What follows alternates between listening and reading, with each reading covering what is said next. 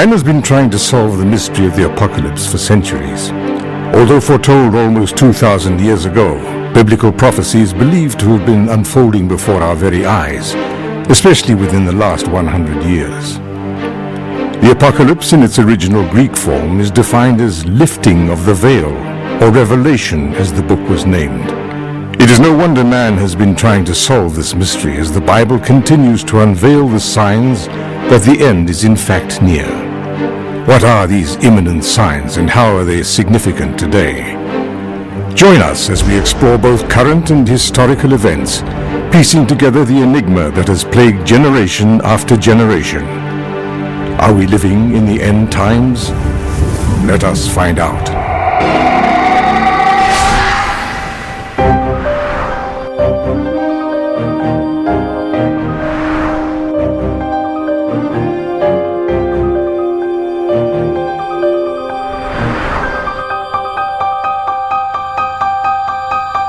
Today, the fear of the end is abundantly present.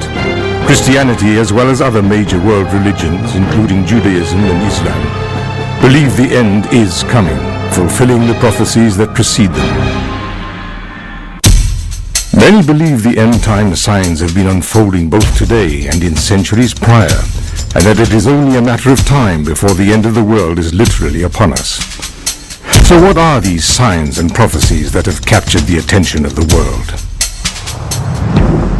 I think they are absolutely things that we can look for as to Christ coming, and we are instructed, in fact, to look to those things. And when they start as birth pains, then we will know that Christ is soon to be coming. Now, when you look at what people call the signs of the end, wars, rumors of wars, false messiahs, famines, pestilences, earthquakes, false prophets, all of these things are processes and not events.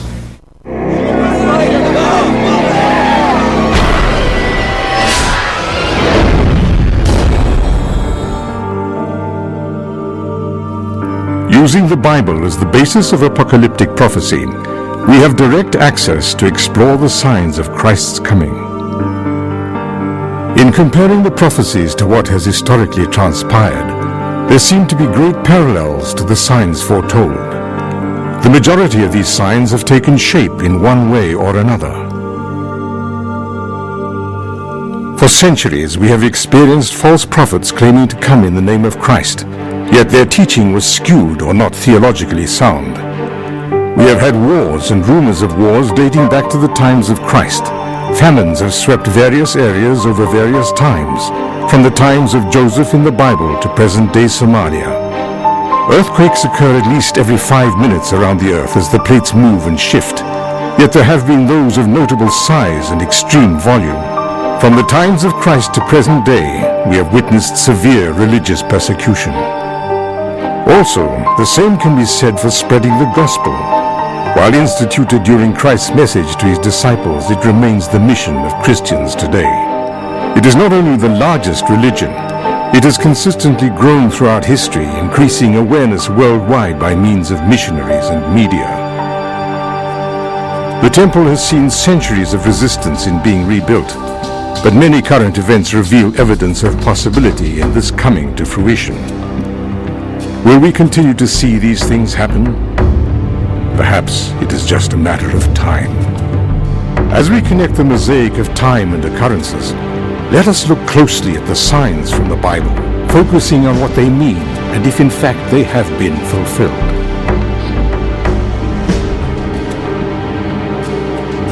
Coming up, false messiahs and false prophets infiltrating a society that welcomes them. Our experts reveal what Jesus meant when he cautioned his disciples that such people would come and lead many astray. Have they? Stay with us as we continue to unveil the mysteries of the apocalypse.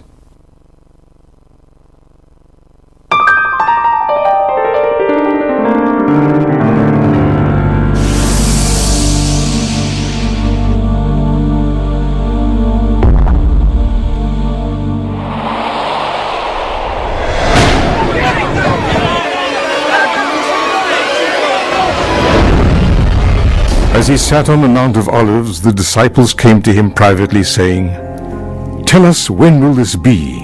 And what will be the sign of your coming and of the close of the age? And Jesus answered them, saying, Take heed that no one leads you astray. For many will come in my name, saying, I am the Christ, and they will lead many astray. Matthew 24, 3-14.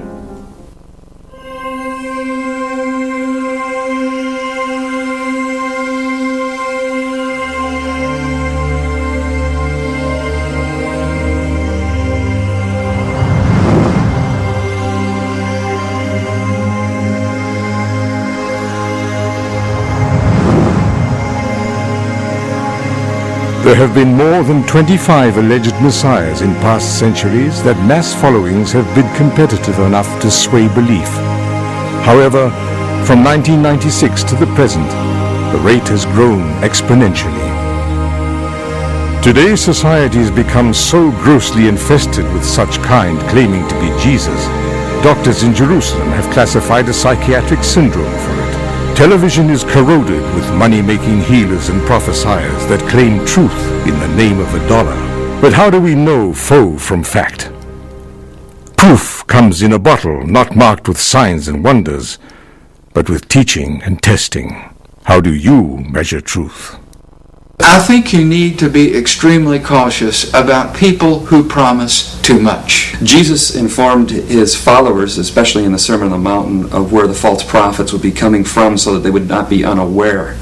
He wanted to make sure that they knew where they were coming from. It wasn't going to be coming from some wide-eyed crazy person. It was actually going to come from within the body oftentimes, because he wanted to make sure that they would know what to look for so that when they came to make merchandise out of them, that they would be able to respond appropriately, and when they twisted doctrine, they'd be able to see clearly what they were talking about. Jesus warned his followers there would be many who came before him, and there will be many that come after him. Jesus, however, separates himself from these men by not just what he says, but by what he does. Jesus clearly marks out for his disciples a litmus test so that we can know who is real and who is not. He doesn't want us to be confused, misguided, or directed, or at the worst, to fall into the hands of those who would call wolves in sheep's clothing. He tells his disciples, just as he tells us through Scripture, exactly what we're to look for. Matthew 7:15 says, Beware of false prophets, which come to you in sheep's clothing, but inwardly they are ravening wolves. The Bible is loaded with verses that talk about false prophets, false teachers, hypocrites to give the rest of us a bad name. Like the verse in 2 Peter that says to watch out for them because they will make merchandise of you or exploit you, depending on the translation. As the word tells us, beloved, believe not every spirit, but try these spirits, whether they are of God, because many false prophets have gone out into the world. 1 John 4:1.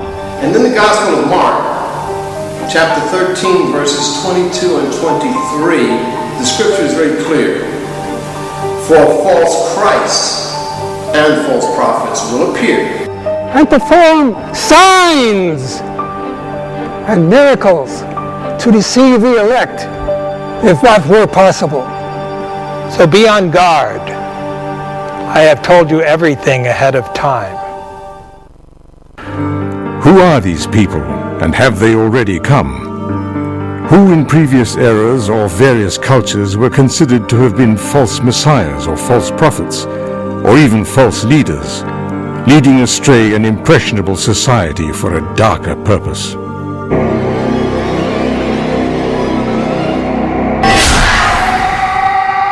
David Koresh, depicted by the Branch Davidians as the Latter-day Lamb, along with a man who claims to be the prophet Elijah, both died today in Waco, Texas. A Montreal-based religious sect containing the UFO line stamp. Tattooed in bold letters across the building walls, along with a billboard stating in French and English, the Messiah is alive amongst us. In some fashion or other, they have been here in every age since the time of Christ. Those who in some way have felt that there would be something to gain by making the claim to be the Messiah. And they may not use the term Messiah.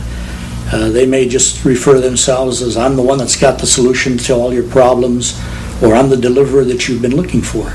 Thousands of pilgrims have converged on the hamlet of Petropavlovka, deep in the Siberian tundra, to hear the annual sermon by a 41-year-old former traffic policeman whom they believe to be Jesus. God's Salvation Church, a cult similar to the Heaven's Gate group, is gathering in Garland, Texas. They claim that one of the children of the group is a reincarnation of Jesus Christ. Sergei Tarap was a traffic cop in the small Russian town of Minusинsk until 1989, when he announced he was the Son of God. A Taiwanese group was disappointed today when God didn't miraculously appear on television to confirm that spaceships would come for them this past March 31st. I think you need to realize that there are people who claim to be Jesus who appear in human history. Simon Bar Kokhba appeared soon after the apostles in that setting and attracted a lot of attention.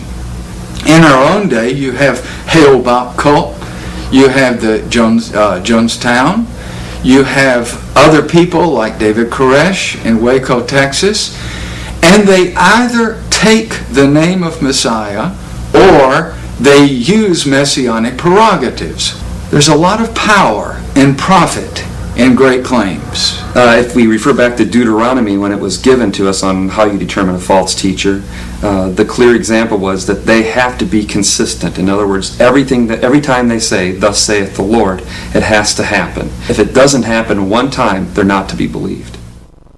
For over 2,000 years, people have appeared claiming to be Christ, or to have been sent by him.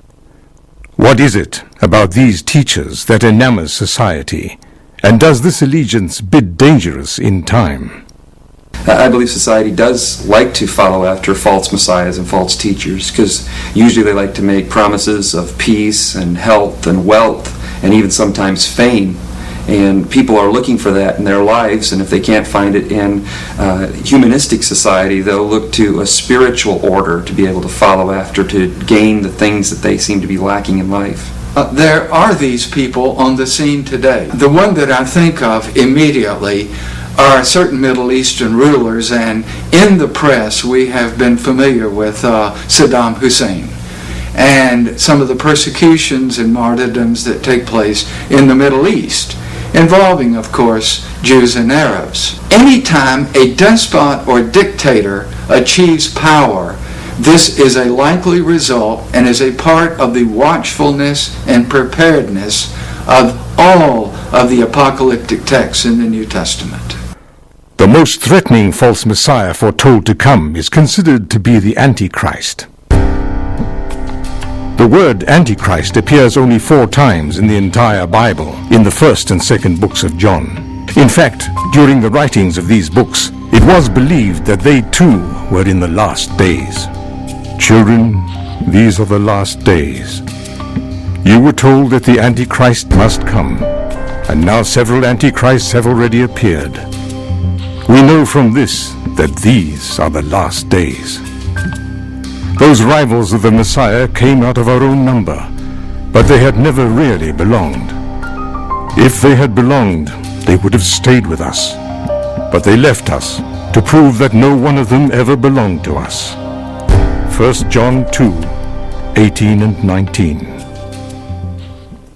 Now, we get a particular biblical clue in 1 John 2:18, which speaks that there will be many antichrists, and yet there will be an antichrist who comes.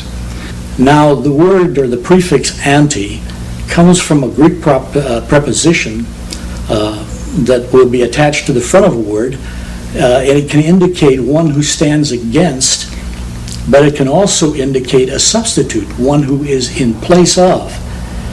So there have been and there will continue to be those who want to stand in the place of Christ, but in so doing they are against him. There will be, though, one Antichrist to come to unite the world against the established order of what truth is, and that's indicated to us in 2 Thessalonians chapter 2.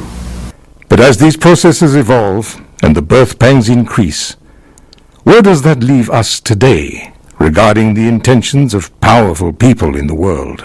The thing that characterizes the 20th century is people who have a titanic ego, who come to positions of extraordinary power. One of the people who has been identified as an antichrist early on was Adolf Hitler, who through the well-known and publicized concentration camps and pogroms accounted for the death of 6 million people, not just Jews, but it was profoundly anti-Semitic, which touches prophecy because of God's people, Israel, but also gypsies and other people.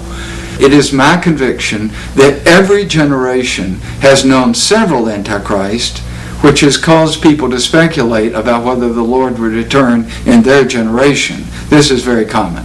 The reason an antichrist is powerful is because they do two things. They promise people relief from their suffering, and they promise people great rewards for following them. And both, of course, are lies. False messiahs, false prophets. 2 of 7 signs Jesus spoke of that would mark the end. Have we indeed seen the evidence of a turning point in history? Or have we been seeing it for centuries? Division over truth can lead to conflict, and conflict to war. Next, we explore the second sign of the end time. Our scholars and military experts tell us what war really is. Are we in store for a more terrible finale to close this age?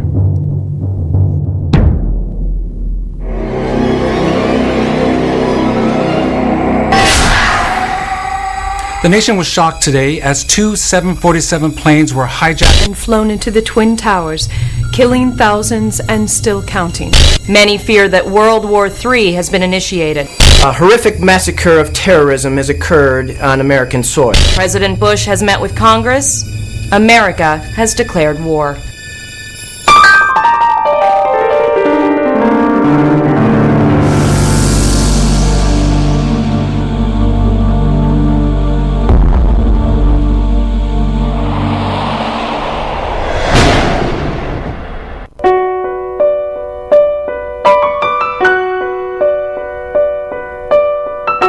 Since Christ's birth, there has never been a time of pure peace. And in the 21st century, there are enough rumors of war to fuel the fire for an already sparked global outbreak. War is not limited to a battlefield, and the rules of engagement are not only outdated, but extinct. We stand on the brink of worldwide calamity because today the enemy is invisible, using fear as its weapon. How can you prevent and fight against what you cannot see coming? No wonder the nations are divided on the best course of action. To defend or to offend? That is the question.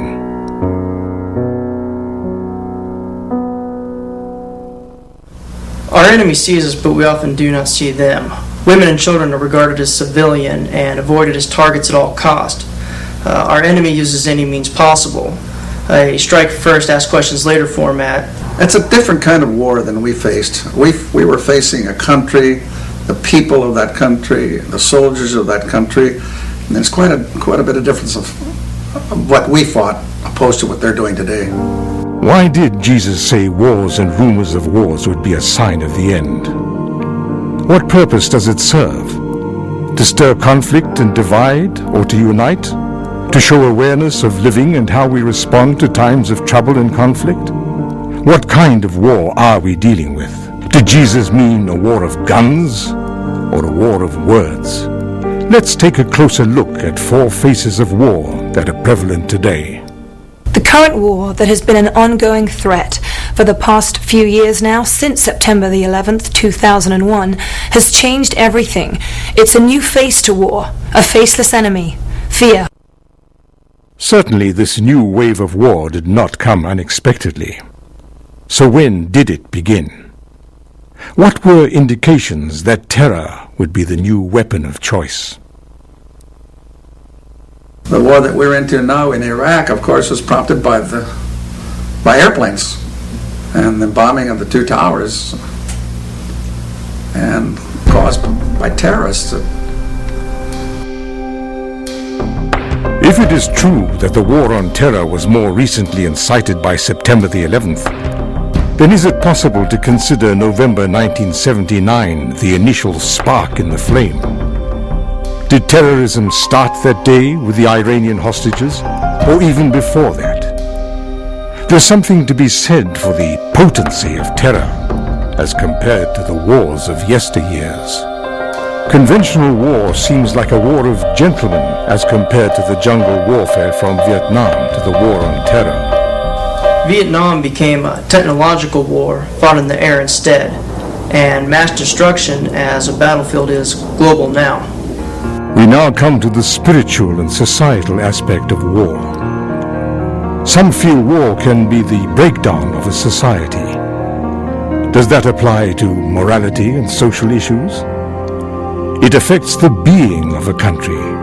And seeing as the United States is so divided, is that what Jesus meant? Are we not looking far enough into the words and just seeing a battlefield? Or should we be more vigilant about what is going on? The war we're in now probably began on a moral and spiritual level. Didn't Pope John Paul II say something like, as the family goes, so goes the nation, and so goes the world in which we live? We are witnessing a major evolution in war. If you look around today, you'll find that the main war is not fought on the battlefield. Sure, we associate war with guns versus guns, but for decades we have had a brewing battle of men versus women. And we are now faced today with family versus breakdown of family. A more prevalent battle right now is youth versus age. Instead of revering and respecting elders, kids today mock them. A huge civil war right now that is going on is heterosexual versus homosexuality.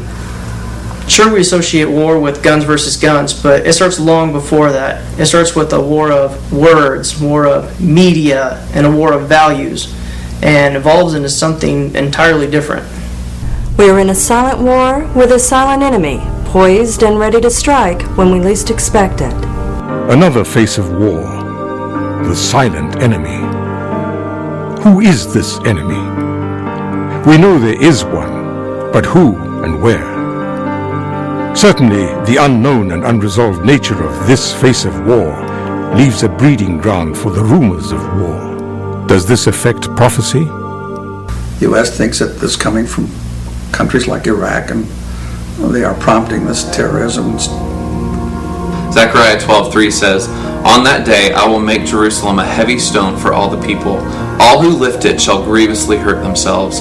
All the nations of the earth shall come gather against it." Now, if you look at this verse in context, the two verses before this suggest that surrounding peoples will be against Judah, or Israel. When you look at the country of Israel geographically, it's currently surrounded by Muslim countries, which helps us put verse 3 in perspective. It appears that Zechariah was predicting the conflict between Israel and their Muslim neighbors would burden the whole world. As it says, all the nations of the world will gather for war.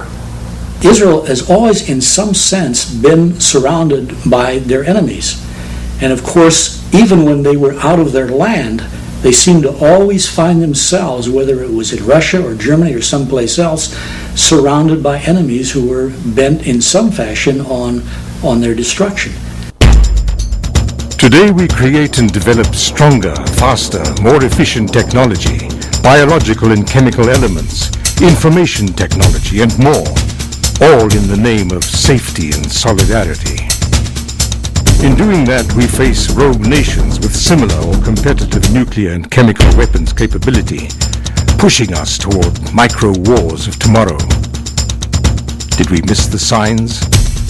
All of these attacks, moral, spiritual, civil, global, are these the great wars referenced?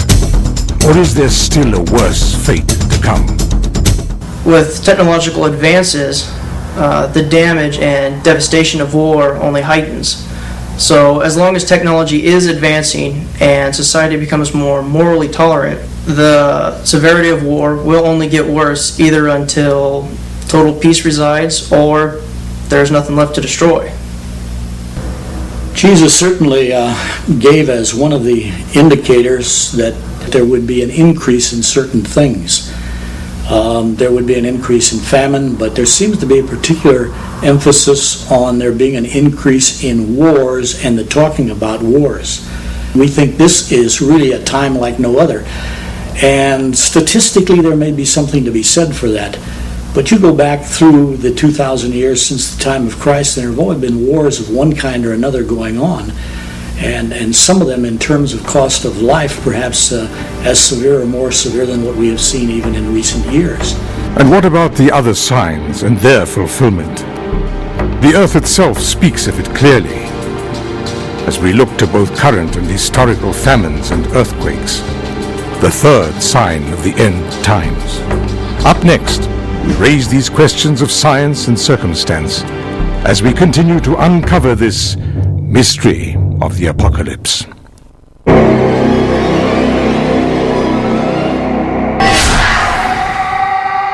For only 3 cents a day, you can help those dying of starvation have a complete meal. This drought is causing record highs for crop devastation this year. The tsunami that killed thousands of people ricocheted from a 9.0 earthquake that hit the Indian Ocean earlier today. We've never seen such natural disasters in our time strike with such fury in any recent decade. Mother Nature has no allies and could come at us from any angle, anytime, anywhere. Global warming is climbing as temperatures reach record highs. Radical weather patterns causing fierce droughts and worsening famines in third world countries setting record highs. Fault lines are unbelievable. Now, earthquakes are massive and unpredictable. It is an unstoppable force.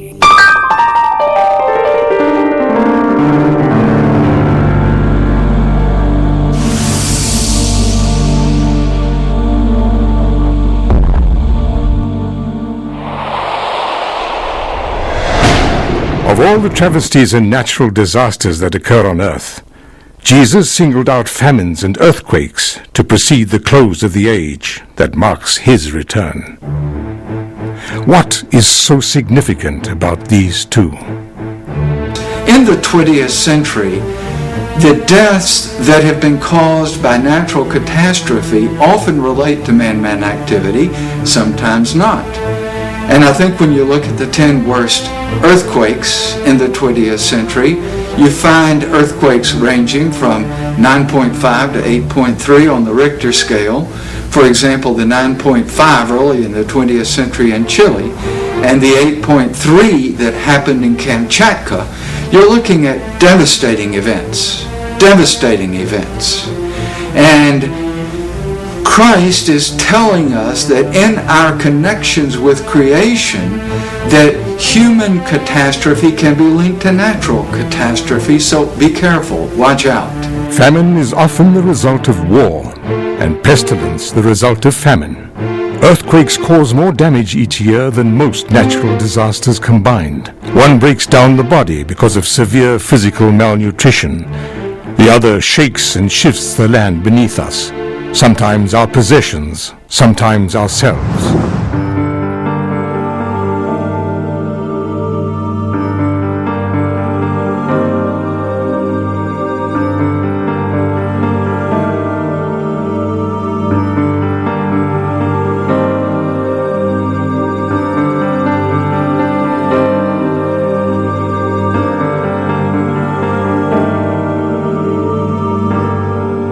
I think it's fascinating how famine has created the largest death toll, well beyond other natural disasters, volcanoes, earthquakes, hurricanes, droughts. Although preventable, famines kill more people per year than any natural disaster. In fact, overall estimates show 81 million deaths related to famine in the past 100 years, a not-so-distant second to 133 million deaths from war within the same amount of time. Other natural disasters rate 69 million deaths during the 20th century. You want a statistic you don't hear every day? Famine kills 30 million more people than terrorism. The resources of prosperous nations could do so much to alleviate famine. We have the resources in the United States alone, one of the breadbaskets of the world. We have the resources to alleviate famine. But when you have African and Asian dictators, say Somalia, and we send food to starving masses, ordinarily that food is siphoned off by men who are so self-centered and prideful they have no care for their people, whatever. So I would say that it is theoretically preventable. But given the nature of leadership around the world, we shouldn't be surprised when all of those helpful things that we try to do not reach the people who need it the most. Seeing the horrific estimates from famine alone, we can see its significance on a global scale. We see the severity of the famines. Is that what Jesus meant? And how do earthquakes measure?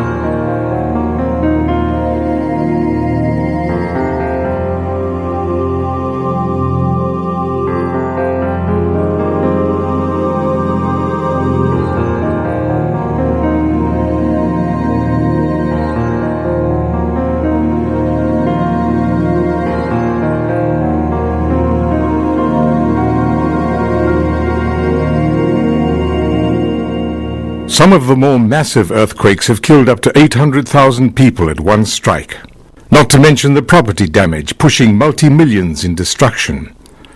Earthquakes are not uncommon. They happen less than every 5 minutes somewhere on Earth. However, the larger ones can destroy homes, possessions, lives.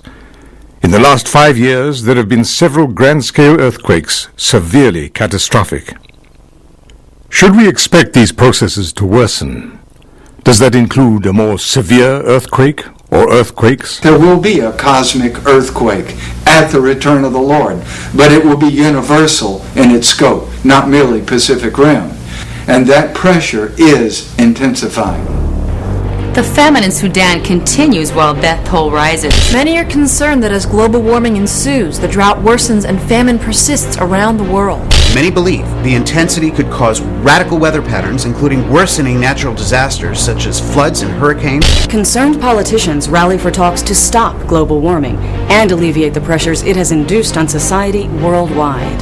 Society seems to have a growing attention to global warming and its effects on the Earth's weather patterns and natural disasters.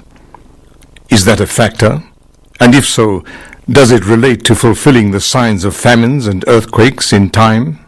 And I think global warming is a very modern event in the history of the Earth. Famines and earthquakes have occurred throughout time. But as the 20th century has proceeded, we have become aware that we have used the Earth's resources in an extraordinarily indulgent way. So in the New Testament, you will not find global warming as a specific process mentioned. If it is extended and intensified like the other processes are, then you're looking at an Earth which might not be able to sustain itself and makes us look for an end-time event or the return of the Lord. We've seen an account of actual famines and earthquakes, and their continuous place among us, and it seems too easy to place that piece in the puzzle of prophecy. But is that what Jesus meant, or was he being symbolic? He often spoke in parables and with figurative means. So what about a spiritual famine and earthquake? What if God, our source of spiritual nourishment, was stripped from everyday society, school, specific arenas of life? And what would shake us spiritually to gain perspective about who we are, what we are doing, and why we are here? Either way, all of the above applies to society today. Significant or coincidence? I definitely think there's a spiritual aspect of these things that we're missing. In the Old Testament times of Uzziah the king, Zechariah 14:5 infers that the people believed the earthquakes were pursuing them. And then you look at Job 38:13, it talks about earthquakes shaking the evil and shaking the world spiritually. The effects of these tragedies often do produce results of morality that forces people to look at things that really matter in the grand scheme of things. People in the Old Testament consider these natural occurrences, events, or acts of God. They looked at them as an event that happened that indicated that God was providentially working in the world to wake up a sinful people. Just look at society today. I believe we've seen these things before, and just like Jesus said, we'll continue to see these things in the future.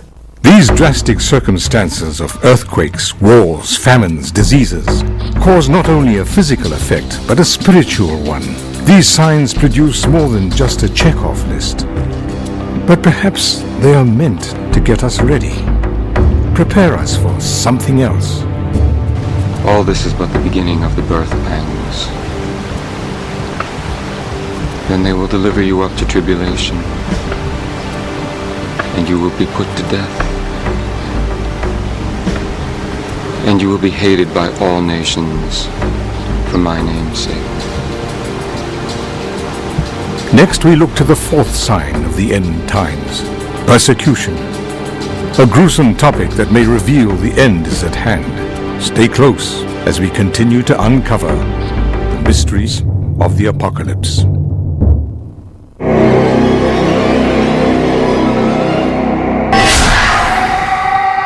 A tribe massacred a missionary team in the Amazon, slicing up bodies. 12 Americans are being held hostage for handing out Bibles. Christians in Nigeria criticize government report on religious violence and rally a call to arms to revise rights. Paris Church will go to court for right to worship and what religions the government will recognize. There was a fresh outbreak of religious violence in Nigeria's Plateau state, causing a severe case in martyrdom. Death by firing squad for husband and wife missionaries for teaching the words of Christ in communist territory. 60 more evangelical Christians jailed in Eritrea early this morning for professing their faith in public.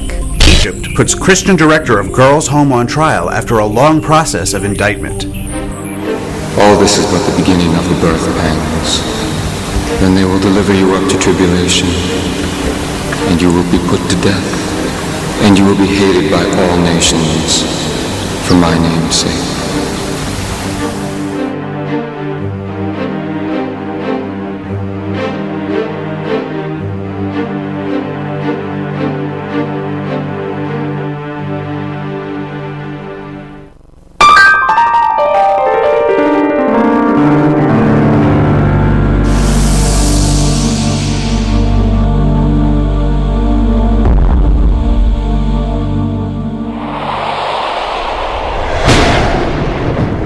There have been 45.5 million martyrs estimated during the 20th century, and roughly 70 million since the birth of Christianity.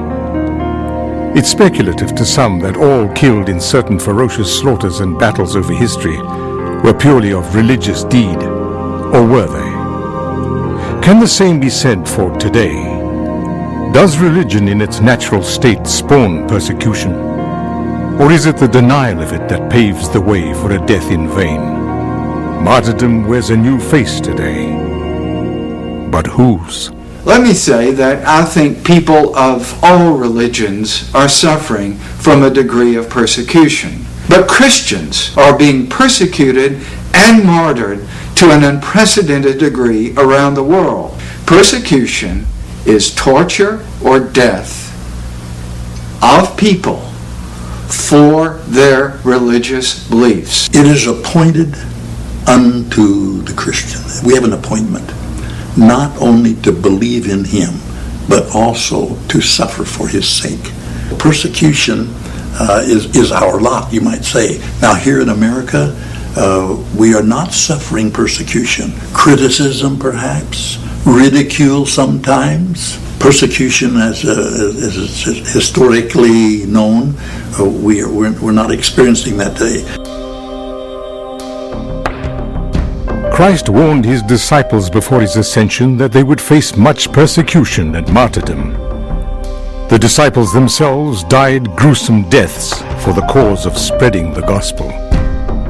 Simon Peter, Andrew, and Simon the Zealot are all believed to have been crucified. James, son of Zebedee, was beheaded, as was Bartholomew after being flayed or skinned alive.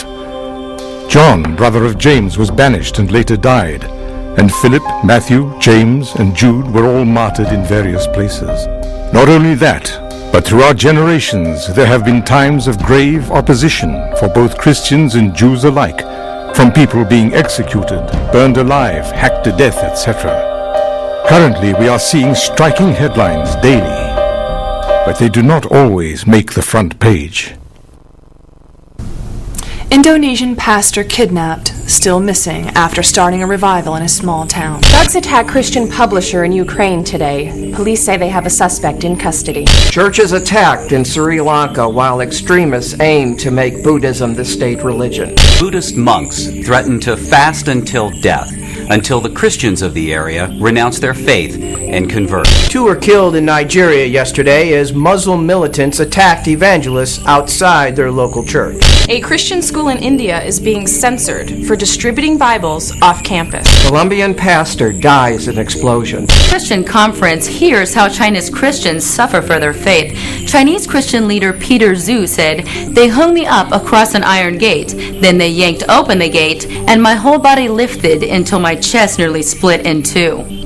According to the Voice of the Martyr, there's persecution of Christians going on in at least 44 countries worldwide, ranging from Central America to spots in Europe and into Africa and throughout the Far East.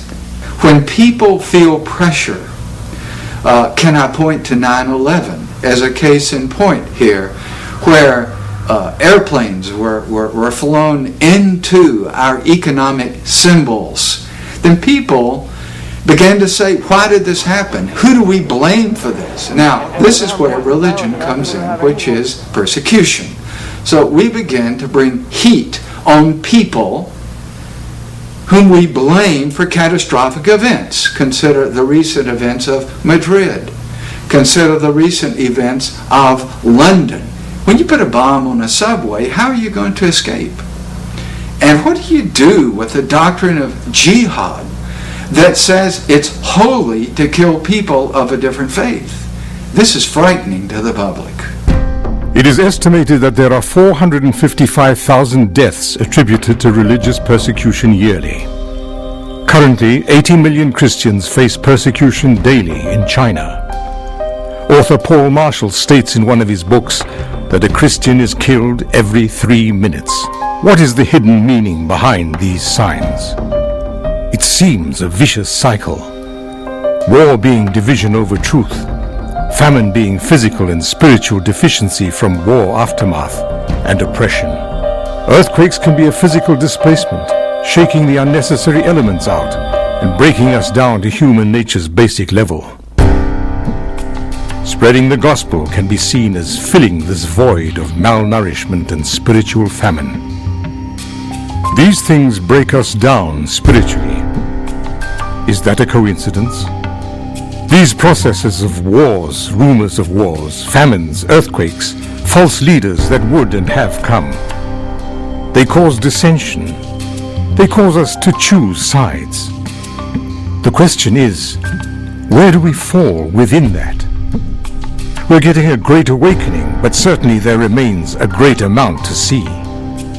Persecution has probably not reached its peak yet, and with all the continuous brewing of animosity in not only the Middle East, but domestically within our own country, we have yet to see serious persecution on the home front. And with the nation dividing every minute on separation of church and state, is it coming? If the birth pains that are spoken of in Matthew 24 are indeed birth pains, it's probably inevitable that persecution will begin to get stronger, possibly even stronger in our own country. From historical scars to current events, time cannot help but suggest evidence for this prophetic unveiling. Or were those events merely birth pangs in the grand scheme of things? With the continuous uprising in the Middle East and disdain for religion growing rapidly in certain areas of the world, should we expect a greater persecution to come? And we will see more persecution as we come closer and closer to the return of our Savior. History proceeds to the return of the Lord in the end times. It is not necessarily going to get better. In fact, as a whole, it's going to get worse. I do believe that there'll be more persecution coming. It's promised in the Word. Birth pains are indicating that it will continue until it's full blown. And we are seeing examples of that with the terrorism that's going on throughout the world over the areas of faith, as more and more individuals think that they need to extinguish somebody else's faith, and it continues to escalate. Persecution doesn't come unwarranted. A message must precede its demise. Coming up, we will examine the sixth end-time sign that sets the stage for the persecutions we have witnessed. Spreading the gospel in a godless society. Has the gospel really been spread to the ends of the earth? Is that even possible? Our experts reveal all this and more when we return to the mysteries of the apocalypse.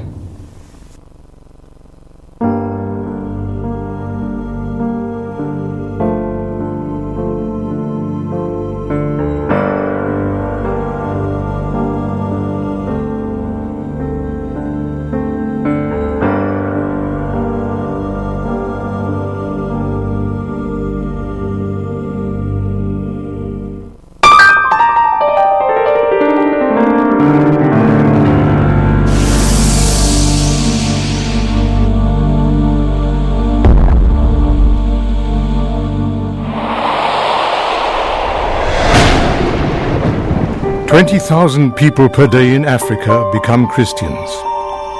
China has 10,000 new converts every day.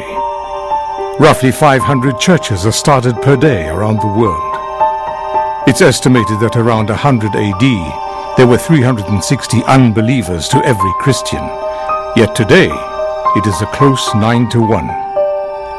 The gap is closing faster and faster as means of missionaries, media, and mass distribution aid the Great Commission in completing this quest. And as we border globalization, the world becomes smaller by the minute.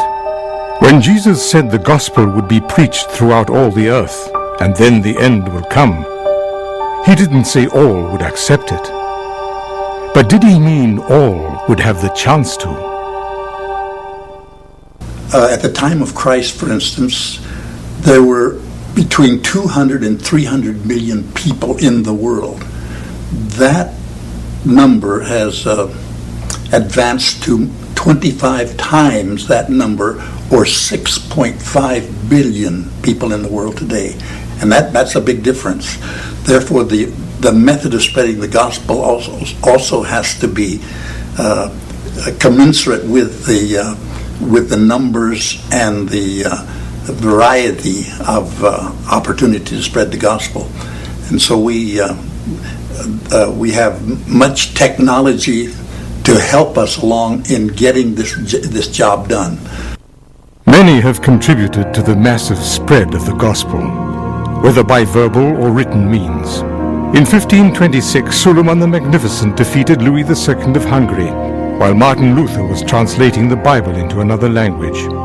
The nation's cataclysm struck Martin Luther in such a way that he wrote a friend that he was convinced the end of the world was at hand.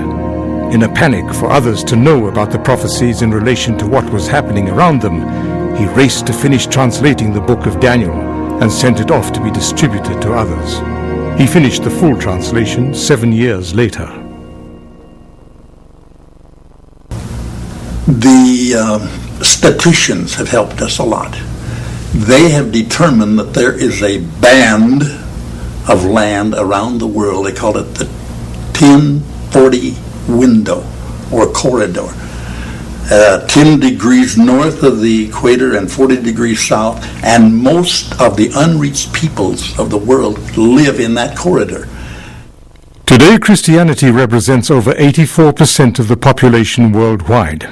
There are 648 million active Christians involved in world missions. It seems to be spreading rapidly over various parts of the world, according to estimation. Why would that be? The gospel is being spread very rapidly today. Thousands and thousands of missionaries. Actually, they say the great missionary movement, the Protestant missionary movement, began way back in the 1700s. But the gospel has spread enormously. And of course, we hear reports of how in certain areas of the world there are thousands coming to Christ every day. Churches are being established. But as people come to Christ, then they themselves become involved in it. And so actually it becomes a movement from within. Most countries that have never heard the gospel because of serious oppression by their government over religious freedom, or because they are not as economically, socially, technologically advanced, might be more eager to hear news of a deliverer or Messiah. In the United States, a country not only founded on religious freedom, but specifically to be free to practice Christianity, only 36% of the population claim to be Christian. Loose estimations show that it takes a person an average 8 times to hear the message before accepting it. Why is that? Because we are more stable economically, driven by materialism, or because it is difficult for a complicated society, so blatantly bombarded with religious variety and spectrum, to accept such a simple message when an overwhelming amount of options seems so readily available? Christ says the gospel will be spread for all to hear before the second coming. In Matthew 28:18-20, Jesus commands his disciples, saying, "Therefore I command you, go into all the nations and make disciples of the people." The disciples took him literally. They did just that. They risked their lives. They went into uncharted territory. They went in, and many of them actually gave their lives to spread the gospel. They realized that the gospel wasn't just for the Jewish nation, but for all nations, for all races, for all peoples. There are 23,000 new Christians every day in Africa, 3,500 new churches every week worldwide. There are Christians in every geographical nation on earth.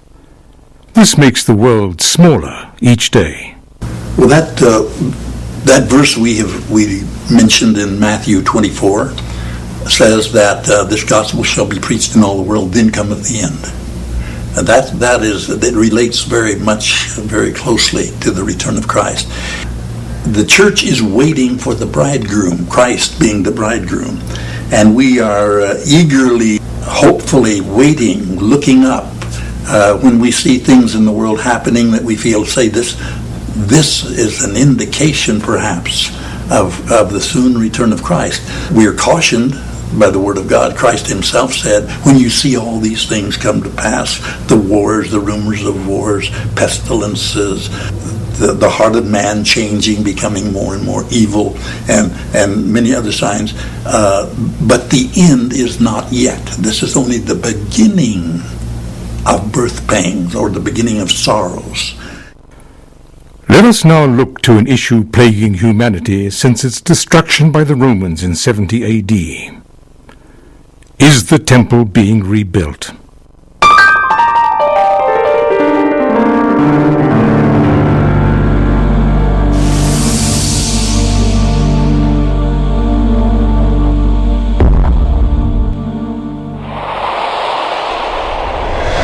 What in a land more fought over than any other, and most likely the seed that will spawn nation to rise against nation in claiming its territorial right, the temple in Jerusalem struggles to find its home and birthright. It stands a central issue between two of the world's largest religious groups, yet it serves an even darker purpose, as it is prophesied to be used by the Antichrist during the tribulation, meaning it must be rebuilt, at least in part, before the end will come. I think in order for the temple to be built, there's going to be a pseudo, or at least a temporary peace in the Middle East region centering around the area of Jerusalem.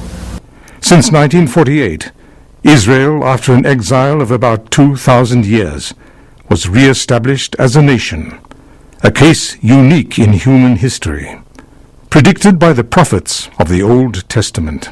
One of the elements that figures large during the tribulation period is the temple in Jerusalem. Well, we know that in the present day there is no temple in the place where the temple must exist. On that mount where there presently stands a rather revered Muslim mosque. But we get into the reading about the tribulation period, and we find that in a part of the agreement that the Antichrist makes with the Jews, a covenant, he apparently is able to get the Temple Mount restored to them And the temple is rebuilt because you have the description of the Levitical sacrifices. And there is no place that those sacrifices could be done except on that one designated area, the Temple Mount. Now, in the middle of the tribulation, the Antichrist breaks his agreement with the Jews. And whereas before he'd been protecting them, he now persecutes them. In fact, he offends them to the extent of having an idol of himself set up in the temple in Jerusalem as the central place of worship. In that day the Lord will extend his hand yet a second time to recover the remnant which is left of his people, from Assyria, modern-day Iraq, from Egypt, from Pathros, from Ethiopia, from Elam, from Shinar, from Hamat, and from the coastlands of the sea. He will raise an ensign for the nations, and will assemble the outcasts of Israel, and gather the dispersed of Judah from the four corners of the earth. Isaiah 11 and 12. I think with all the attention that's focused on the Middle East and the desire for a lasting peace in Jerusalem and the efforts that the Israelis and the Palestinians and surrounding neighbor countries are trying to put in to get a peace in Israel, I believe that is leading to the hope of the temple being restored there in Jerusalem. The temple must be built because it is fundamental to the tribulation period. The Antichrist will use it, and thus it is obvious that before it can be built, there must be a reversal in the present situation. Now, from time to time, we will hear that there are preparations even being made nowadays for the rebuilding of the temple. I've read some things, and I've talked to some people that know a lot more about this than I do, and one man whom I respect considerably contends he's actually seen some of this, that the Jewish people have actually started preparing and have in readiness to go some of the utensils and such that will be needed for sacrifice. And of course, the only place that sacrifice could be done would be in the temple. And some have even said that the preparations of the priestly garments have already been done. So take that for what it might be. There may be legitimacy to it, but maybe not. Considering current events with Palestine and surrounding nations, where does this leave them with regard to fulfilling this prophecy? The Jews being restored a national state helped to clarify for Christians reading the Bible how to see and read prophetic scripture. For many years it was thought to be a figurative expression because there was no nation of Israel.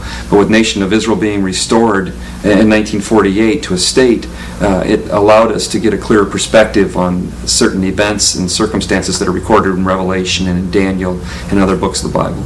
The strife and the struggle in Jerusalem over the land that many nations consider to be holy, whether they be Christian, Jewish in faith, or even Muslim, is centered around the fact that we know and have been told that God will come back again there and that the Messiah would come there again. And so there will be this battle and this struggle as individuals claiming to be right will continue to battle and fight over this particular small area of land.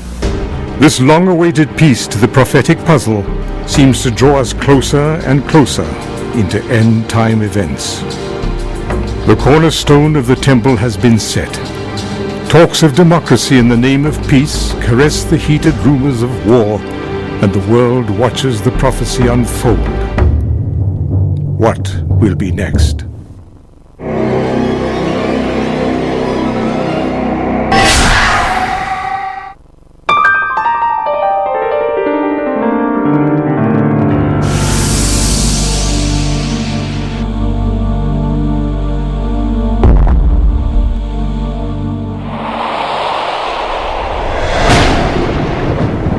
From the most modern man to an intellectual theologian, many have attempted to put the pieces together regarding the coming apocalypse in hopes to find an answer to its imminent arrival. But not even the most prophetic of guesses could pinpoint such a date. Watch, therefore, for you do not know on what day your Lord is coming. But know this, that if the householder had known in what part of the night the thief was coming, he would have watched and would not have let his house be broken into. Therefore you also must be ready, for the Son of Man is coming at an hour you do not expect. Matthew 24, 42 to 44. The Greek word for to watch means literally to watch, to keep awake, to be vigilant, as well as spiritual alertness. And as well, the Greek word for to be ready means exactly that, be prepared. There are over 85 failed end-of-the-world predictions since 1997, and 137 have failed since then. According to a recent article in the Weekly World News, the rapture will take place at the 7th hour on the 7th day of the 7th month of the Hebrew calendar year, corresponding to 2007 CE. Jesus will appear simultaneously in Baghdad, Jerusalem, Washington, Moscow, and every other capital city of the world. Prophet of the Fundamentalist Church of Jesus Christ of Latter-day Saints has predicted the end of the world at least 3 times in recent years.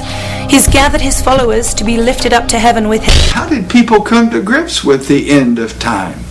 Why did they make specific predictions? I think I heard the number that there might have been 87 predictions of the Lord's return in the 20th century, and I believe my sitting here indicates that it did not come to pass. I hope that means that. No doubt seers, so-called prophets, psychics, you name it, have cast prediction after prediction about when the end will come. We already have people talking about 2013. We already have people talking about 2033, which is the second millennium of Christ's crucifixion and resurrection. We just can't seem to refrain from being specific when Christ wisely told us not to. In light of it leaving us without a timetable, it does provide a stringent word of warning.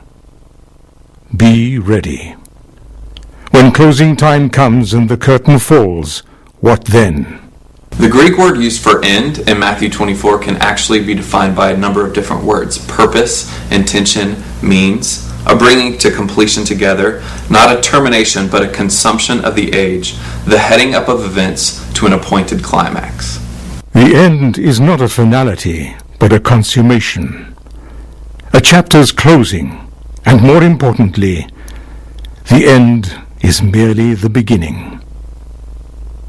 Are you ready? Sure am. I'm Christian. I definitely believe that Christ is coming again.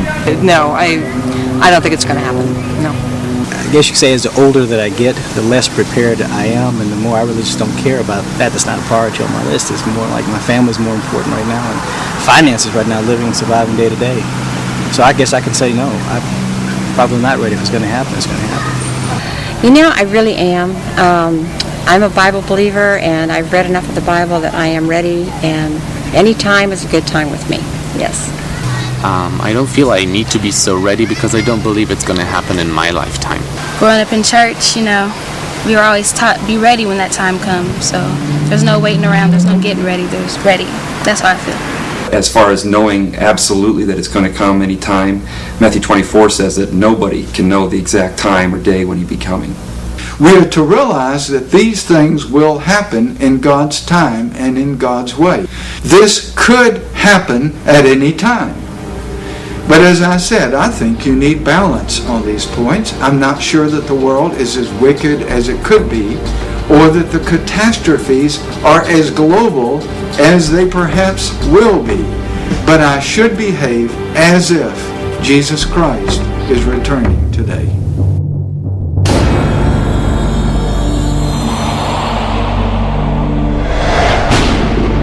Miracles and mystery, signs and fulfillment all point above to an orchestration greater than things of this world could have created.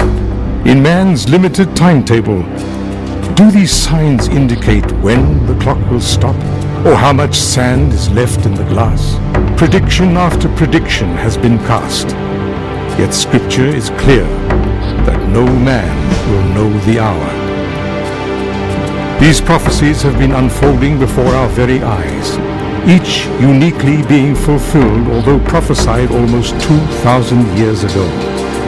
Even in the face of a seemingly obvious answer, the question still remains. Are we living in the end times? The mystery remains to be seen. Illudo del Spirito de gloriam, si spirit mater